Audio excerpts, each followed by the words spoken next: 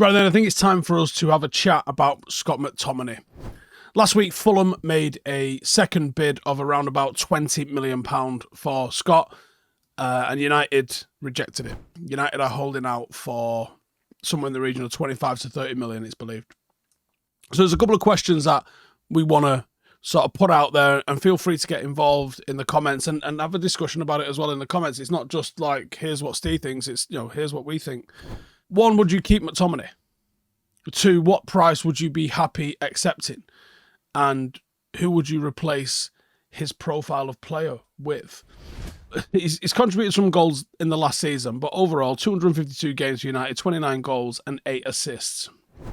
I think when you look at what he brings, his FB ref stats kind of give you a very good idea of what he's like as a player. Now, one of the problems that I always had with Scott McTominay is that he would get the ball and he just would not move it forward. Now, not only is the frequency of his passing awful, it's down in the 6th percentile, but the progressive nature of his passes is awful as well. And that's not like, oh, because he's playing a little bit higher now, he can't progress his passes. He's never been able to do that. Even when he played deep, he was a sideways or backwards at best kind of guy. He does carry it a little bit better than he passes it. But when you look at the profile of what he is, he's in the 99th percentile for non-penalty goals and shot actions. He's basically playing as a forward in midfield. He's offering us nothing in terms of midfield. Now, he's got some pretty decent metrics when it comes to blocks and clearances and aerial duels won. He's very athletic and he will cover a lot of ground for you. But if you're looking to be a team that wants to hold possession and hold the ball, he just isn't the guy for you. Now, I don't necessarily mind him almost in the Fellaini role, kind of like what he's been used, as somewhat of a plan B to come in and do a very specific job. But I think even the goal scoring that we've seen from him off the bench is bettered by an actual striker and someone that operates in between the lines more than an out-and-out 9, aka a Xerxes. I think you'll see Xerxes get a lot more opportunity to score and score more than Scott has, given the same amount of game time. Right, listen up everyone, we've all got our own bad habits, right? Whether it's biting your nails, spending too much time on your phone, or, the other one. It's tough to break free, but what if I told you there was a new healthy way to handle certain cravings, introducing Fume. Now, that's the sponsor of today's video, and it's a leader in the flavoured air category, and it's a revolutionary flavoured air device. It smells like chewing gum. Right, it smells awesome, to be fair.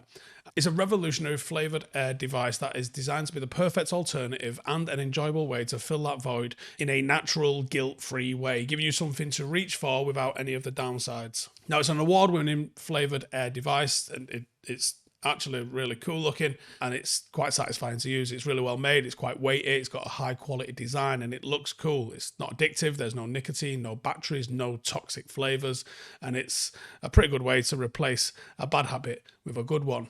Now, you can get all sorts of different flavors. There's cinnamon hearts, there's black licorice, there's going to be something for everyone. This is spearmint, and it's pretty popular because it's refreshing, gives a nice clean sensation without none of the guilt. It draws flavor into your mouth, not your lungs. It's total guilt-free alternative if you're trying to ditch a bad habit.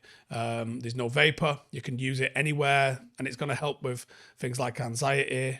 There's all sorts of magnets, snaps and clicks, and all you got to do is sort of spin it around and adjust how much airflow comes in. If you've got a bit of a habit that you're trying to kick, then this is a bit of a game changer. If you're looking to replace a bad habit with something new and something that's guilt-free, then there's over 300,000 people have had a bit of a success story with trying it, and there's a limited time only. If you use the code Stephen Howson, that's STEPHENHOWSON, then you're going to get a free Fume base when you order your journey pack. So head over to tryfume.com. That's tryfum.com. Use the code Stephen Howson or scan the QR code on the screen to get your free Fume base right now. Now, there's been loads of reports of late about where he could potentially go. And then I'll go back and I'll answer them questions that I give you guys at the start. So Fenerbahce and Galatasaray, perhaps the surprising ones that have been interested in McTominay.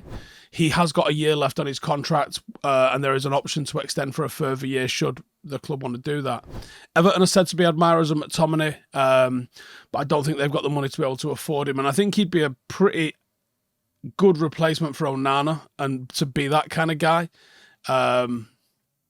But I think since the Friedkin Group's takeover has collapsed, I think Everton are really struggling. Now, Fulham have agreed a projected £34 million deal with Arsenal for Emile Smith-Rowe, but are still in the market for another midfielder. Now, following the departure of João Palhinha to Bayern Munich, Marco Silva has got Scott McTominay in his sights. I'm not sure he's going to do anything like the same sort of job that João Palhinha did. But when you've set your stall out by putting 34 million on Emile Smith-Rowe, you can't come in and offer any less than that, I don't think, for Scott McTominay with the Premier League experience that he's got, with the fact he scored 10 Premier League goals last season. And even though I think Erik ten Hag does actually value what Scott offers, I think if United did sell him for a significant amount of money and then brought in, a Rabiot or something like that as a replacement, I think that would be appropriate, should we say.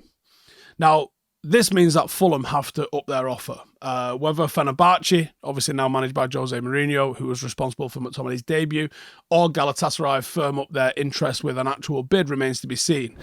But typically what you see from the Turkish clubs is they don't necessarily mind paying wages, but you very, very rarely see them offering any sort of significant transfer fee. Now, if McTominay leaves, Mason Mount would be there to offer competition in that sort of number 10, sort of false 9 kind of position that you've seen McTominay occupy. United obviously require a number 6, with Ugarte being of interest, but we haven't managed to actually get that one over the line. We probably still need to find a buyer for Casemiro, and that might enable us to raise the funds required to get Ugarte over the line. And although L'Equipe have actually reported that PSG are opening up to the idea of loaning him, there would still be a fee involved at the end of that. Any McTominay sale does represent pure profit on the books because he's an academy graduate, so that's something positive for the PSR. But let's get into those questions I give you at the top. Would I keep McTominay? I think if we don't feel we can get Ugarte and Rabiot over the line, then yes. Because we saw just how catastrophic injuries were to us last season. I get the impression Scott's not the one to sort of complain and moan if he's given limited game time. And I think there are uses for him in the squad, probably just not play deeper where we actually really need the cover. What price would I be happy accepting? I think if 30 million came over the table, I'd like 35. I think you've already set the stall out there with Emile Smith-Rowe. But if 30 million came across our table with him having a year on his contract plus the +1, I would accept that. Who would I replace him with? I think a Rabiot or a Fofana potentially makes a lot of sense. It depends on, did we solve the other issues? Now, as I sit here recording this now, I think United are going to get 4 transfers done. And those 4 transfers would be Mazraoui, De Ligt, Ugarte and Rabiot. There's still some talk of Ivan Toney. I just find that hard to believe. But I actually think those 4 transfers are very, very gettable for Manchester United to get over the line. And I think added that to Euro and Xerxes, I think that represents a really positive window for Manchester United. Now, if those 4 come in, several need to go. McTominay, Wan-Bissaka seem like the ones that are closest to going. Lindelof, I think he could go. Casemiro, I think he could go. I don't see any concrete rumours of anywhere that he might go. Sancho, is there a deal to be done with PSG with Ugarte coming the other way and Sancho going that way? Maybe. There's 5. So that's 5 we could look at moving on. But is it enough? Is it enough to raise the funds that we need? I think that's it, really. That's all there is to say. I think Scott has got his uses. I think it's... if you keep him with the sort of intensity or purposes that you use with Fellaini, I think there's a spot in the squad for him. But if Ten Hag wants to go fully in on having a certain style of play, McTominay can't play it. He isn't progressive enough. He isn't as good with the ball as he needs to be to play in midfield for Manchester United. We need people that can fulfill the roles that they're there to do. I think he's going to be superseded as a striker by Xerxes. He's certainly superseded in midfield by almost everyone, including Toby Collier and Maxi Oladeji. I think they're better footballers than him with the ball. I think he offers a lot in terms of the grit, determination, ability to turn up in big games, ability to do a job. But I just think United can improve on him. And it's scandalous if you let him go for less than 20 million. 20 million, by the way, is what Manchester City sold a goalkeeper that had no Premier League experience for. So pay us some proper money, and I think you can have him. But he does require some proper money to be spent on him. Please let me know in the comments what your thoughts are on Scott McTominay, because I get the impression that this one's probably going to split people's opinion a little bit, and I'll be really keen to see where people are lining up on this. But cheers for tuning in as always. Please subscribe if you are new, and if you want more Manchester United content. And let me know your thoughts. Going into the new season, what stuff would you like me to do more of or less of, or stuff that I don't do that you would like me to do? I'm thinking of resurrecting the warm down for a bit more long form content, but you guys let me know what you would like, and I'll catch you in the next one. Laters. Hey, thank you for watching the video. If you are new around these parts, then don't forget to subscribe. My channel is proudly supported by my community on Patreon. If you'd like to get a little bit of extra content, a Discord group, meetups, five-a-side games, weekly podcasts, behind the scenes, and even an occasional bit of transfer news as and when I get it, then for the price of a pint, you can show your appreciation for the content that we make and get some goodies for doing so as well. Check the link in the description or click the button right here. You'll also find all of my socials here too if you want to follow me on any of those platforms. Nice one.